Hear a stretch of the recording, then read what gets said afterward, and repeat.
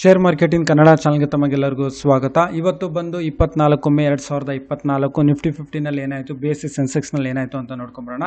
ಅದೇ ರೀತಿ ಒಂದು ಡಿಫೆನ್ಸ್ ಸ್ಟಾಕ್ ಇದೆ, ಮೆಜಗಾನ್ ಡಾಕ್ ಶಿಪ್ ಬಿಲ್ಡರ್ಸ್ ಲಿಮಿಟೆಡ್ ಅಂತ. ಇದರಲ್ಲಿ ಸುಮಾರು ಒಂದು 5 ವರ್ಷದಲ್ಲಿ 170 ರೂಪಾಯಿ ಒಂದು ರೇಂಜ್ನಲ್ಲಿ ನಡೀತಿದ್ದು ಸ್ಟಾಕ್ ಇವತ್ತು 3000 ರೂಪಾಯಲ್ಲಿ ಒಂದು ಪ್ರತಿಯೊಂದು ಶೇರು ಇವನ್ನ ಬೆಲೆ ಆಗಿದೆ. ಅದ್ರ ಬಗ್ಗೆ ಮಾತಾಡೋಣ.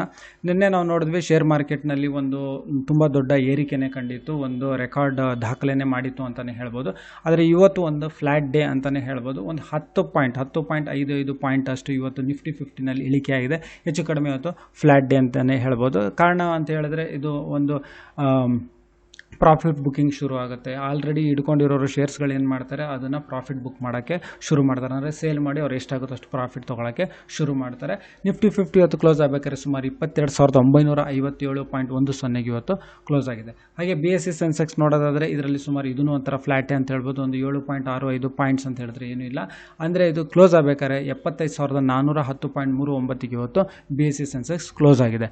ಅದೇ ರೀತಿ ಟ್ರೆಂಡಿಂಗ್ ಶೇರ್ಸ್ಗಳು ಅಂತ ಹೇಳಿದ್ರೆ NHPC ಇದು ಸುಮಾರು 2.7% ಅಷ್ಟು ಪ್ರತಿಯೊಂದು ಶೇರ್ಲಿ ಇಳಿಕೆ ಆಗಿದೆ. ಅದೇ ರೀತಿ ಟಾಟಾ ಮೋಟರ್ಸ್ ನೋಡೋದಾದರೆ ಇದು ಒಂದು ಟ್ರೆಂಡಿಂಗ್ ಶೇರ್, ಇದರಲ್ಲೂ ಅಷ್ಟೇ ಪ್ರತಿಯೊಂದು ಶೇರಲ್ಲಿ ಸುಮಾರು ₹1.80 ಅಷ್ಟು ಇಳಿಕೆ ಆಗಿದೆ. ಹಾಗೆ ವೊಡಾಫೋನ್ ಐಡಿಯಾ ಇವತ್ತು ನೋಡೋದಾದರೆ ಒಂದು ತುಂಬಾ ಇಂಟ್ರೆಸ್ಟಿಂಗ್ ಆಗಿತ್ತು. ಇದರಲ್ಲಿ ಒಂದು ಇಂಟ್ರಾಡೇ ಆಗಿ ಕನ್ಸಿಡರ್ ಮಾಡ್ಬೋದು. ಯಾವ ಥರ ಅಂತ ಒಂದು ಜಸ್ಟ್ ಎಕ್ಸಾಂಪಲ್ ಕೊಡ್ತೀನಿ ಕೊನೆಗೆ. ಇದು 12-14 ರೂಪಾಯಿ ಒಂದು ರೇಂಜ್ನಲ್ಲಿ ನಡೀತಿದ್ದು ಇವತ್ತು ಸುಮಾರು 7.4% ಅಷ್ಟು ಏರಿಕೆ ಆಗಿದೆ. ಅಂದರೆ ಪ್ರತಿಯೊಂದು ಶೇರಲ್ಲಿ ₹1 ಅಷ್ಟು ಇವತ್ತು ಏರಿಕೆ ಆಗಿದೆ. ಕ್ಲೋಸ್ ಆಗಬೇಕಾದ್ರೆ ಸುಮಾರು ₹15.10 ಇವತ್ತು ವೊಡಾಫೋನ್ ಐಡಿಯಾ ಶೇರ್ಸ್ಗಳು ಕ್ಲೋಸ್ ಆಗಿದೆ. ಹಾಗೆ ಭಾರತ್ ಎಲೆಕ್ಟ್ರಾನಿಕ್ಸ್ ನೋಡೋದಾದರೆ ಇದೂ ಅಷ್ಟೇ ಒಳ್ಳೆ ಅಪ್ ಟ್ರೆಂಡಲ್ಲೇ ಇದೆ. ಇದು ಹೆಚ್ಚು ಕಡಿಮೆ ಇವತ್ತು ಒಂದು 3% ಅಷ್ಟು ಏರಿಕೆ ಆಗಿದೆ ಇವತ್ತು ಒಂದೇ ದಿವಸದಲ್ಲಿ. ಅಂದರೆ ಪ್ರತಿಯೊಂದು ಶೇರಲ್ಲಿ ₹8.70 ಅಷ್ಟು ಏರಿಕೆ ತೋರಿಸಿದೆ. ಹಾಗೆ ರೈಲ್ ವಿಕಾಸ್ ನಿಗಮ್ ನೋಡೋದಾದರೆ ಇದು ಒಂದು ಟ್ರೆಂಡಿಂಗ್ ಶೇರು, ಇವತ್ತು ಸುಮಾರು ಒಂದು ₹1.75 ಅಷ್ಟು ಇಳಿಕೆ ಆಗಿದೆ. ಹಾಗೆ ನಿಫ್ಟಿ 50ನಲ್ಲಿ ಯಾವೆಲ್ಲ ಕಂಪ್ನಿಗಳಲ್ಲಿ ಏರಿಕೆ ಆಗಿದೆ ಅಂತ ನಾವು ನೋಡೋದಾದರೆ ಟಾಪ್ ಗೇನರ್ಸ್ ಆಫ್ ನಿಫ್ಟಿ 50 ಅಂತ ನೋಡೋದಾದರೆ HDFC ಬ್ಯಾಂಕ್, ಇದರಲ್ಲಿ ಪ್ರತಿಯೊಂದು ಶೇರಲ್ಲಿ ಸುಮಾರು ₹24.60 ಅಷ್ಟು ಏರಿಕೆ ಆಗಿದೆ. ಹಾಗೆ LNTನಲ್ಲಿ ಸುಮಾರು ಪ್ರತಿಯೊಂದು ಶೇರ್ ₹40.50 ಅಷ್ಟು ಏರಿಕೆ ಆಗಿದೆ. ಹಾಗೆ ಭಾರತ್ ಏರ್ಟೆಲ್ನಲ್ಲಿ ಸುಮಾರು ₹14.45 ಅಷ್ಟು ಏರಿಕೆ ಆಗಿದೆ. ಹಾಗೆ ಭಾರತ್ ಪೆಟ್ರೋಲಿಯಂ ಚೆನ್ನಾಗಿ ಮಾಡಿದೆ ನೋಡೋದಾದರೆ ಇವತ್ತು ₹6.65 ಅಷ್ಟು ಏರಿಕೆ ಆಗಿದೆ.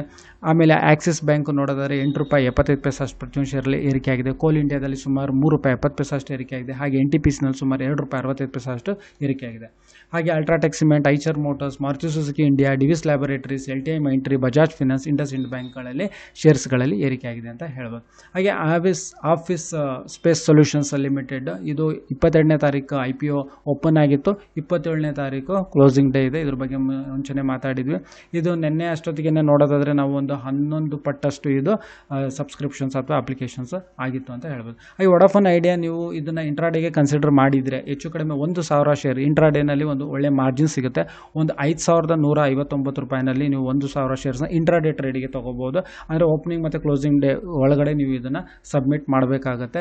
₹1 ಏರಿದೆ ಅಂದರೆ ಒಂದು ಶೇರ್ಸ್ನ 1000 ಶೇರ್ಸ್ ನೀವು ತೊಗೊಂಡ್ರೆ ₹1 ಅಂತ ಹೇಳಿದ್ರು ಅಲ್ಲಿಗೆ ₹1,000 ಲಾಭ ಬರುತ್ತೆ. ಅದೇ ₹10,000 ಇನ್ವೆಸ್ಟ್ಮೆಂಟ್ ಮಾಡಿದರೆ ₹1 ಏರಿದ್ರೂ 2,000 ಕ್ವಾಂಟಿಟಿ ಶೇರ್ಸ್ ನಿಮ್ಮ ಹತ್ರ ಇರುತ್ತೆ. ಹೆಚ್ಚು ಕಡಿಮೆ ಇದು 2,000 ಲಾಭ ಆಗುತ್ತೆ. ಆದರೆ ಸ್ಟಾಪ್ ಲಾಸ್ ಹಾಕಿ ಮಾಡಬೇಕು, ಅದರದ್ದೇ ಆದ ಒಂದು ರಿಸ್ಕ್ ಇರುತ್ತೆ, ರಿಸ್ಕ್ ಟು ರಿವಾರ್ಡ್ ಇಂಟ್ರಾಡೇ ಮಾಡಿದಾಗ. ಅದಕ್ಕೆ ನಾನು 5,000ದಿಂದ 10,000 ಒಳಗಡೆ ರೇಂಜ್ನಲ್ಲೇ ನಿಮಗೆ ಹೇಳ್ತೀನಿ. ಯಾಕಂತ ಹೇಳಿದ್ರೆ ತುಂಬ ದೊಡ್ಡ ಅಮೌಂಟ್ಗಳನ್ನ ಲಾಸ್ ಮಾಡ್ಕೊಳ್ಳೋ ಸರಿಯಲ್ಲ. ಹೋಗ್ತಾ ನಿಮಗೆ ಇದರಲ್ಲಿ ಗೊತ್ತಾಗುತ್ತೆ ಯಾವ ಥರ ಇಂಟ್ರಾಡೇ ನಡೆಯುತ್ತೆ ಅಂತ. ಅದನ್ನು ಹೋಗ್ತಾ ನಿಮಗೆ ಒಂದು ಎಕ್ಸ್ಪರ್ಟೈಸ್ ಸಿಗ್ತಾ ಹೋಗುತ್ತೆ. ಸೊ ಈಗ ಮುಂದೆ ಹೋಗೋದಾದರೆ Q4 ರಿಸಲ್ಟ್ಸ್ ಬಂದಿದೆ. ಫಿನೋಲೆಕ್ಸ್ ಕೇಬಲ್ಸ್ ಸುಮಾರು ಇದು ನೆಟ್ ಪ್ರಾಫಿಟ್ ಸುಮಾರು 186.1 ಕೋಟಿ ಮಾಡಿದೆ. ಇದು ಒಂದು ವರ್ಷದ ಕೆಳಗಡೆ ನಾವು ನೋಡೋದಾದರೆ ₹841 ಇದು ಟ್ರೇಡ್ ನಡೀತಿತ್ತು. ಇವಾಗ ಒಂದು ₹1,283 ಇದೆ. ಅಂದರೆ ಇದು ಒಂದೇ ದಿವಸದಲ್ಲಿ ಹೆಚ್ಚು ಕಡಿಮೆ 12% ಏರಿಕೆ ತೋರಿಸಿದೆ ಫಿನೋಲೆಕ್ಸ್ ಕೇಬಲ್ಸ್. ಹಾಗೆ ITC ಇದು ನೆಟ್ ಪ್ರಾಫಿಟ್ ತೋರಿಸಿದೆ. Q4 ರಿಸಲ್ಟ್ಸ್ ಅಂದರೆ ಜನವರಿಯಿಂದ ಮಾರ್ಚ್ ತನಕ ಎಷ್ಟು ಮಾಡಿದೆ ಅಂದರೆ ನೆಟ್ ಪ್ರಾಫಿಟ್ ₹5,020 ಕೋಟಿ ಅಷ್ಟು ಇದು ಲಾಭ ಮಾಡಿದೆ ನೆಟ್ ಪ್ರಾಫಿಟ್ ಅಂತ. ಹಾಗೆ Q4 ರಿಸಲ್ಟ್ಸ್ ನಾವು ಇನ್ನೊಂದು ನೋಡೋದಾದರೆ ಪೆಟ್ರೋನೆಟ್ LNG ಲಿಮಿಟೆಡ್ ನೋಡೋದಾದರೆ ಇದು ಸುಮಾರು ₹7.30 ಆಯಿತು, ಹೆಚ್ಚು ಕಡಿಮೆ 2004ರಲ್ಲಿ. ಇವಾಗ ಇದರದ್ದು ಬಂದು ₹305 ಇದೆ. ಅಂದರೆ ಇದು ರಿಟರ್ನ್ಸ್ ಬಂದು 4,000% ರಿಟರ್ನ್ಸ್ ಕೊಟ್ಟಿರೋ ಒಂದು ಶೇರ್ ಅಂತಲೇ ಹೇಳ್ಬೋದು. ಇದರ ರಿಸಲ್ಟ್ ಬಂದಿದೆ. ಇದು ನೆಟ್ ಪ್ರಾಫಿಟ್ ಬಂದು ₹738 ಕೋಟಿ ಮಾಡಿದೆ. ಹಾಗೆ JK ಟೈರ್ಸ್ ನೋಡೋದಾದರೆ ಇದರಲ್ಲೂ ಅಷ್ಟೇ ಇದು Q4 ರಿಸಲ್ಟ್ಸ್ ಬಂದಿದೆ. ಇದ್ರದ್ದು ನೆಟ್ ಪ್ರಾಫಿಟ್ ಬಂದ್ಬಿಟ್ಟು ಜನವರಿಯಿಂದ ಮಾರ್ಚ್ 2024 ನೋಡೋದಾದರೆ ₹172 ಕೋಟಿ ಮಾಡಿದೆ. ಇದೂ ಅಷ್ಟೇ ಹೆಚ್ಚು ಕಡಿಮೆ ನಾವು ನೋಡೋದಾದರೆ ಒಂದೇ ವರ್ಷದಲ್ಲಿ ಸುಮಾರು 182 ರೂಪಾಯಿ ಇತ್ತು, ಇವಾಗ ಸುಮಾರು 416 ರೂಪಾಯಿನಲ್ಲಿ ಇದೆ. ಇದು ಹೆಚ್ಚು ಕಡಿಮೆ 128% ರಿಟರ್ನ್ಸ್ ಕೊಟ್ಟಿರೋ ಇದು ಒಂದು ಶೇರು. ಅಂದರೆ 2004ರಲ್ಲಿ ಇದು ಅಷ್ಟೇ ಹೆಚ್ಚು ಕಡಿಮೆ ಒಂದು 7 ರೂಪಾಯಿನಲ್ಲಿ ಇತ್ತಿದ್ದು ಪ್ರತಿಯೊಂದು ಶೇರು, ಇವಾಗ ಸುಮಾರು 416 ರೂಪಾಯಿ ಹೋಗಿದೆ. ಹಾಗೆ ಡಿಫೆನ್ಸ್ ಶೇರ್ 5 ವರ್ಷದಲ್ಲಿ 170 ರೂಪಾಯಿ ರೇಂಜಿಂದ ಒಂದು ಸುಮಾರು 3000 ರೇಂಜಿಗೆ ಏರಿರೋದಂದರೆ ಮಾಜಗಾನ್ ಡಾಕ್ ಶಿಪ್ ಬಿಲ್ಡರ್ಸ್ ಅಂತ.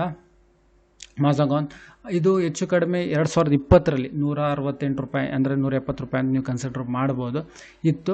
ಇದೊಂದು ಡಿಫೆನ್ಸ್ ಶೇರು. ಇದು ಬಂದ್ಬಿಟ್ಟು PSUನಲ್ಲಿ ಬರುತ್ತೆ, ಅಂದರೆ ಪಬ್ಲಿಕ್ ಸೆಕ್ಟರ್ ಅಂಡರ್ಟೇಕಿಂಗ್ನಲ್ಲಿ ಬರುತ್ತೆ. ಮಿನಿಸ್ಟ್ರಿ ಆಫ್ ಡಿಫೆನ್ಸ್ ಕೆಳಗಡೆ ಬರೋ ಶೇರ್ ಇದು, ಅಂದರೆ ಕಂಪನಿ ಇದು. ಹಾಗಾಗಿ ಇದಕ್ಕೆ ಇದು ಸಬ್ಮೆರಿನ್ಸ್ಗಳು ಇರ್ಬೋದು, ಹಡಗುಗಳು ಇರ್ಬೋದು, ಇದನ್ನು ಮ್ಯಾನುಫ್ಯಾಕ್ಚರಿಂಗ್ ಮಾಡ್ಬೋದು, ಇದನ್ನು ಏನು ಸರ್ವಿಸಿಂಗ್ ಅಂತಾರೆ. ಇದು ತುಂಬ ಇಂಪಾರ್ಟೆಂಟ್ ಆಗುತ್ತೆ ನಮ್ಮ ದೇಶದ ಡಿಫೆನ್ಸಿಗೋಸ್ಕರ, ನೇವಿಗೋಸ್ಕರ, ಡಿಫೆನ್ಸಿಗೋಸ್ಕರ.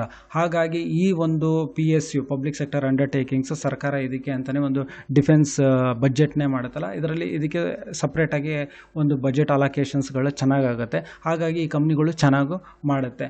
ಈಗ ನೋಡೋದಾದರೆ ಇವಾಗ ಇದು ಸುಮಾರು ಹೆಚ್ಚು ಕಡಿಮೆ 1700% ಅಷ್ಟು ಒಂದು ರಿಟರ್ನ್ಸ್ ಕೊಟ್ಟಿರೋ ಒಂದು ಶೇರ್ ಅಂತಲೇ ಹೇಳ್ಬೋದು.